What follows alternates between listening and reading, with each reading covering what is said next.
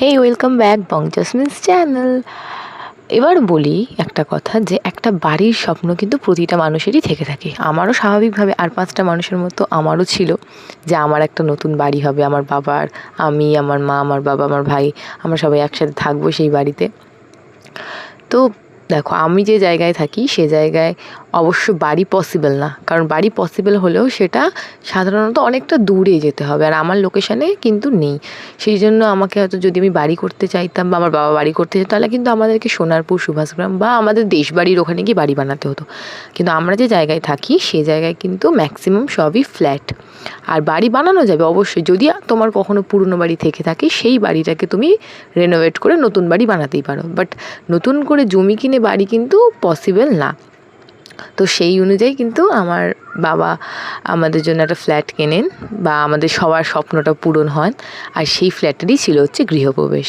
আর এখানে আমার মা গৃহলক্ষ্মী প্রথমেই ঘরে প্রবেশ করেন, আর আমার বাবা, তারপর আমি, আমার ভাই। আর এখানে আমাদের সাধ্যমতো যেরকম আচার অনুষ্ঠান আছে বা ঠাকুরমশাই বলেছেন, তো সেই রকমভাবেই আমরা পুজোর আয়োজন করার চেষ্টা করেছি নিজের সমস্ত কিছু দিয়ে।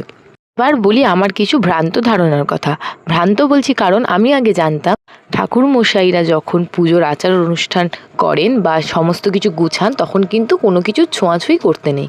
কিন্তু আমি সেদিন বুঝলাম যে এরকম কোনো ব্যাপারই না। আমাকে বরঞ্চ ঠাকুরমশাই ডেকে যখন নবগ্রহের আলপনা করছিলেন, আমাকে বলল যে একটুকুনি হেল্প করে দেন মামনি।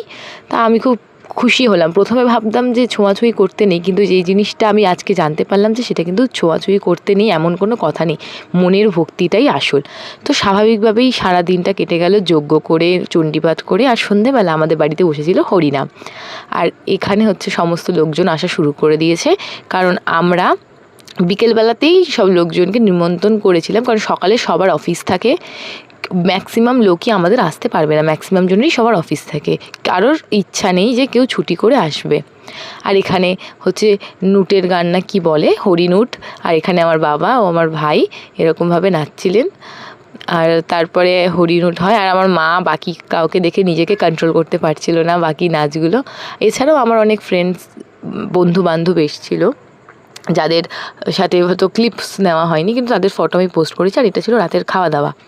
আর রাতের খাওয়া দাওয়া এরা হচ্ছে আমার চেলাচামুন্ডা। প্রতিটা ভিডিওতেই কিন্তু আমার এরা দুজন থাকবেই থাকবে। আর এটা হচ্ছে আমার মিষ্টু, আর এই হচ্ছে আমার মামা।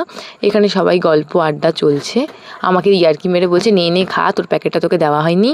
আর এখানে আমার দিদা নিজে না খেয়ে সবাইকে দিয়ে বেড়াচ্ছে। এবার আমি বললাম যে তুমি একটু খাও, ভিডিও তুলি, বলে ভিডিওটা তুলেছি। এরপর আমরা ছোটরা একটু আনন্দ করি আর দিনটা ভালোভাবে কাটাই। আজকের মতো